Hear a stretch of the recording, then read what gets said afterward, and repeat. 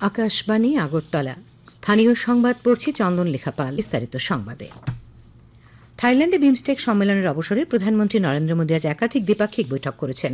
তিনি আজ বাংলাদেশের অন্তর্বর্তীকালীন সরকারের প্রধান উপদেষ্টা মোহাম্মদ ইউনূসের সঙ্গে আলোচনা করেন।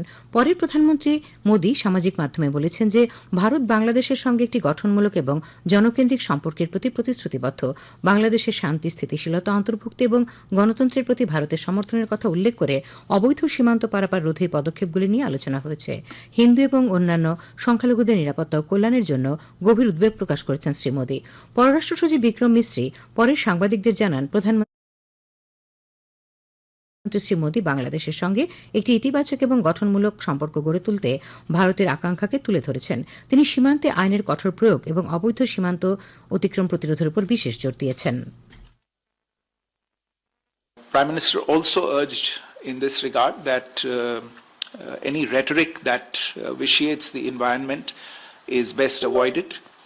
On the border, strict enforcement of the law and the prevention of illegal border crossings, especially at night, is necessary for maintaining border security and stability.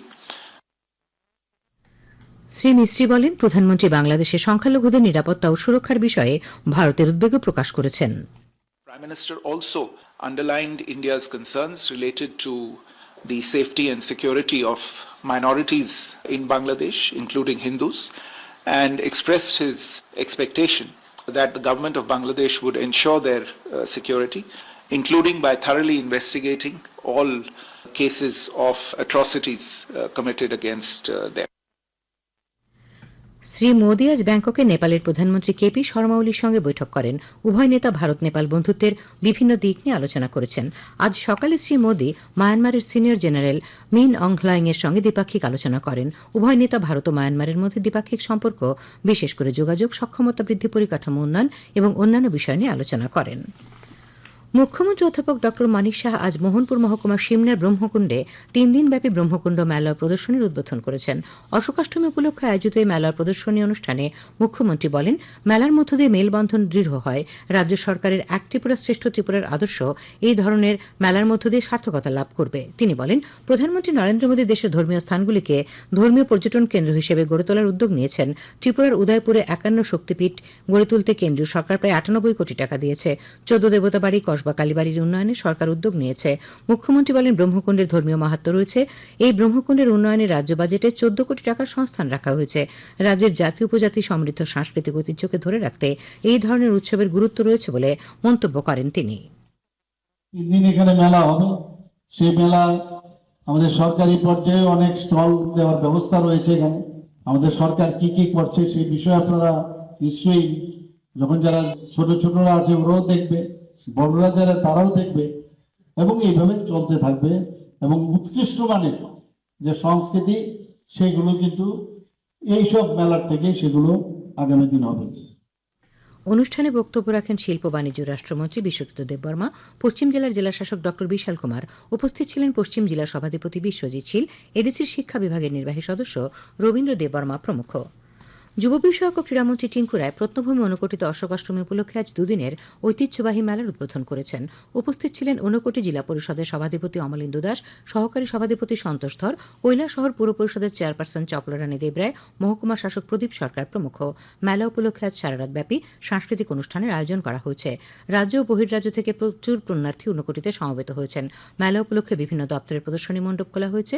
আগামীকাল ভোরে ঊনকোটির পবিত্র সীতাকুণ্ডে পুণ্যার্থীরা অবগাহন করবেন।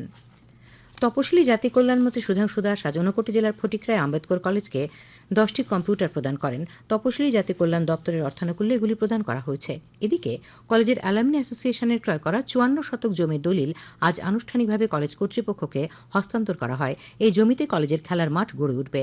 অনুষ্ঠানে বক্তব্য রাখেন কলেজের অধ্যক্ষ ড সুব্রত শর্মা, অ্যালামনি অ্যাসোসিয়েশনের সভাপতি রাজীব দাস প্রমুখ। খবর প্রচারিত হচ্ছে আকাশবাণীর আগরতলা কেন্দ্র থেকে। প্রধানমন্ত্রী নরেন্দ্র মোদী আজ বিমস্টেকের প্রতিষ্ঠান ও সক্ষমতা বৃদ্ধির জন্য ভারতের নেতৃত্বে বেশ কয়েকটি উদ্যোগের কথা ঘোষণা করেন। ব্যাংককের ৬ষ্ঠ বিমস্টেক শীর্ষ সম্মেলনে অংশ নিয়ে শ্রী মোদী উল্লেখ করেন যে ভারতে দুর্যোগ ব্যবস্থাপনা, সুস্থায়ী সামুদ্রিক পরিবহন, ঐতিহ্যবাহী চিকিৎসা এবং কৃষিতে গবেষণা ও প্রশিক্ষণের জন্য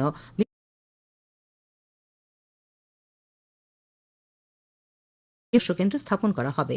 তিনি তরুণদের দক্ষতা বৃদ্ধির জন্য একটি নতুন কর্মসূচি বোধির ঘোষণা করেছেন, যার অধীনে পেশাদার, শিক্ষার্থী, গবেষক, কূটনীতিক এবং অন্যান্য প্রশিক্ষণ এবং বৃত্তি প্রদান করা হবে। তিনি ডিজিটাল পাবলিক পরিকাঠামোতে আঞ্চলিক চাহিদা মূল্যায়নের জন্য ভারতের একটি পাইলট গবেষণা এবং এই অঞ্চলে ক্যান্সারের চিকিৎসার জন্য একটি সক্ষমতা বৃদ্ধির কর্মসূচির প্রস্তাব দিয়েছেন। বৃহত্তর আঞ্চলিক অর্থনৈতিক একীকরণের আহ্বান জানিয়ে প্রধানমন্ত্রী প্রতি বছর ভারতে বিমস্টেক চেম্বার অব কমার্স প্রতিষ্ঠা এবং বিমস্টেক ব্যবসায়িক শীর্ষ সম্মেলন আয়োজন করার প্রস্তাব দিয়েছেন। মায়ানমার এবং থাইল্যান্ডে ভয়াবহ ভূমিকম্পে প্রাণহানির জন্য শ্রী মোদী তাঁর সমবেদনা জানান। বিমস্টেক গ্রুপকে সফলভাবে পরিচালনা করার জন্য তিনি থাই প্রধানমন্ত্রী পেটংটন সিনাওয়াত্রাকে ধন্যবাদ জানান। দক্ষিণ এশিয়া ও দক্ষিণ পূর্ব এশিয়ার মধ্যে একটি গুরুত্বপূর্ণ সেতু হিসেবে বিমস্টেককে তুলে ধরে প্রধানমন্ত্রী বলেন যে এই গ্রুপ আঞ্চলিক সহযোগিতা, সমন্বয় এবং অগ্রগতির জন্য একটি কার্যকর প্ল্যাটফর্ম হয়ে উঠেছে। তিনি বিমস্টেকের এজেন্ডা এবং সক্ষমতা আরও জোরদার করার আহ্বান জানান।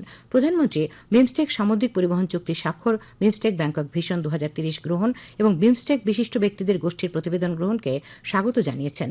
বিমস্টেক সদস্য রাষ্ট্রগুলির শীর্ষ সম্মেলন ঘোষণাপত্র গ্রহণ করেছে। শ্রী মোদী ব্যাংককের ওয়াট ফো বৌদ্ধ মন্দির পরিদর্শন করেছেন। থাইল্যান্ড সফর সফলভাবে শেষ করার পর প্রধানমন্ত্রী শ্রী মোদী তার দুদেশের সফরের দ্বিতীয় পর্যায়ে শ্রীলঙ্কার উদ্দেশ্যে রওনা হয়েছেন। আজ সংসদের উভয় কক্ষের অধিবেশন অনির্দিষ্টকালের জন্য মুলতবি ঘোষণা করা হয়েছে। এর সঙ্গে সঙ্গে সংসদের বাজেট অধিবেশন শেষ হল। এই অধিবেশন গত 31 জানুয়ারি শুরু হয়েছিল। লোকসভায় সমাপ্তি ভাষণে অধ্যক্ষ ওম বিড়লা উল্লেখ করেন যে বাজেট অধিবেশনে নিম্নকক্ষ 16টি বিল পাশ করেছে। এর আগে সংসদীয় বিষয়ক মন্ত্রী কিরেন রিজিজু বলেন, রাজ্যসভায় ওয়াকফ সংশোধনী বিল 2025 নিয়ে 17 ঘণ্টারও বেশি আলোচনা হয়েছে, যা ইতিহাসে সর্বোচ্চ। তিনি বলেন, লোকসভাও বিলটির উপর প্রায় 14 ঘণ্টা আলোচনা হয়েছে।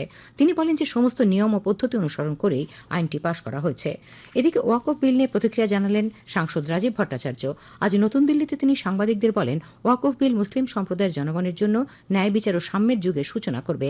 এই ওয়াকফ বিল সংসদে অনুমোদনের ফলে গোটা মুসলিম সম্প্রদায়ের মানুষ উপকৃত হবেন। ওয়াকফ বিল অনুমোদনের ফলে সেখানে আমাদের যারা মানে গরিব অংশের মুসলিম সম্প্রদায়ের যারা দীর্ঘদিন ধরে বঞ্চিত ছিল, এখানে মহিলা বলুন এবং সেখানে মুসলিম সম্প্রদায়ের অনেক যারা গরিব অংশের মানুষ, তাতে তারা উপকৃত হবেন এবং যারা বঞ্চিত হয়েছেন তাদের প্রতি ন্যায় বিচার পাওয়ার যে রাস্তা সেটা হয়েছে। রাজ্যে আজ বাসন্তী পুজোর সপ্তমী উদযাপিত হয়। গতকাল রাতে ষষ্ঠী বোধনের মধ্য দিয়ে দেবী বাসন্তীকে আবাহন করা হয়েছে। চিরাচরিত ঐতিহ্য মেনে আগরতলার দুর্গাবাড়িতে বাসন্তী পুজোর আয়োজন করা হয়েছে। আজ সপ্তমী তিথিতে পুজো দুর্গাবাড়িতে বহু পুণ্যার্থীর উপস্থিতি পরিলক্ষিত হয়। রাজ্যের বিভিন্ন ক্লাব ও বাড়িঘরে বাসন্তী পুজো হচ্ছে। All Tripura government doctors association, Unakoti এবং শ্রীরামপুর সার্বজনীন বাসন্তী পুজো কমিটির উদ্যোগে আজ শ্রীরামপুর ট্রাই জংশনে এক রক্তদান শিবির ও স্বাস্থ্য শিবিরের আয়োজন করা হয়। শিবিরে 21 জন স্বেচ্ছায় রক্তদান করেন। 86 জনের স্বাস্থ্য পরীক্ষা করে শিবিরে প্রয়োজনীয় ওষুধ দেওয়া হয়। উপস্থিত ছিলেন all Tripura government doctors association Unakoti জেলা কমিটির সভাপতি ডক্টর শঙ্কর শুভ্র দেবনাথ, সাধারণ সম্পাদক ডক্টর অরূপ চক্রবর্তী। মুখ্যমন্ত্রী অধ্যাপক ডক্টর মানিক সাহার পৌরোহিত্যে আজ টিআই একটি ওয়ার রুমে আগরতলা ডেন্টাল কলেজের নতুন ভবন এবং হস্টেল নির্মাণ নিয়ে বৈঠক হয়। তিনি কলেজটি পরিচালনায় প্রতিটি বিষয়ে ডেন্টাল কাউন্সিল অব ইন্ডিয়ার নির্দেশিকা মেনে চলার উপর গুরুত্ব আরোপ করেন। উপস্থিত ছিলেন স্বাস্থ্য সচিব কিরণ গিত্তে সহ স্বাস্থ্য দপ্তরের পদস্থ আধিকারিকরা। আমতলী থানাধীন সূর্যমণি নগরে জাতীয় সড়কে আজ লরি ও বাইকের সংঘর্ষে কিষান সরকার নামে এক বাইক চালক প্রাণ হারিয়েছে। তার বাড়ি আমতলী থানাধীন গাবতলী এলাকায়। এদিকে আজ দুপুরে দক্ষিণ জেলার জোলাইবাড়ি বাইপাসে সড়ক দুর্ঘটনায় শ্যামল বৈদ্য নামে এক অটোচালক প্রাণ হারান। পুলিশ সূত্রে এই খবর জানা গেছে। রাজ্যের প্রাক্তন মুখ্যমন্ত্রী প্রয়াত নৃপেন চক্রবর্তীর 121তম জন্মদিন আজ বিলোনিয়া সিপিআইএম অফিসে যথাযথ মর্যাদায় পালিত হয়। প্রয়াত নৃপেন চক্রবর্তীর প্রতিকৃতিতে শ্রদ্ধা জানান বিধায়ক দীপঙ্কর সেন, সিপিআইএম দক্ষিণ জেলার ভারপ্রাপ্ত সম্পাদক মিহির পাটারি, সিপিআইএম বিলোনিয়া মহকুমা সম্পাদক বিজয় তিলক প্রমুখ। প্রয়াত নৃপেন চক্রবর্তীর কর্মময় জীবনের নানা দিক নিয়ে আলোচনা করেন বিধায়ক দীপঙ্কর সেন। কংগ্রেস সভাপতি আশিস কুমার সাহা আজ আগরতলায় প্রদেশ কংগ্রেস ভবনে এক সাংবাদিক সম্মেলনে জানান, 2023 সালের 18 সেপ্টেম্বর সিপাহীজলার তদানীন্তন জেলা শাসক রাজ্য সরকারকে চিঠি দিয়ে সিপাহীজলা জেলার জমি কেলেঙ্কারির ঘটনা সম্পর্কে বিস্তারিত জানিয়েছিলেন, কিন্তু রাজ্য সরকারের পক্ষ থেকে এখনো কোনো ধরনের ব্যবস্থা নেওয়া হয়নি। শ্রী সাহা এই ঘটনার তদন্তভার সিবিআইয়ের হাতে দেবার জন্য রাজ্য সরকারের প্রতি দাবি জানিয়েছেন। আবহাওয়া, আগামীকাল আকাশ আংশিক মেঘাচ্ছন্ন থাকবে। আগামীকাল তাপমাত্রা সর্বোচ্চ 35 ডিগ্রি সেলসিয়াস এবং সর্বনিম্ন 26 ডিগ্রি সেলসিয়াসের কাছাকাছি থাকতে পারে। আজ দিনের সর্বোচ্চ তাপমাত্রা ছিল 34.2 ডিগ্রি সেলসিয়াস এবং সর্বনিম্ন 25.8 ডিগ্রি সেলসিয়াস। শেষ করার আগে খবরের বিশেষ অংশগুলি আরেকবার।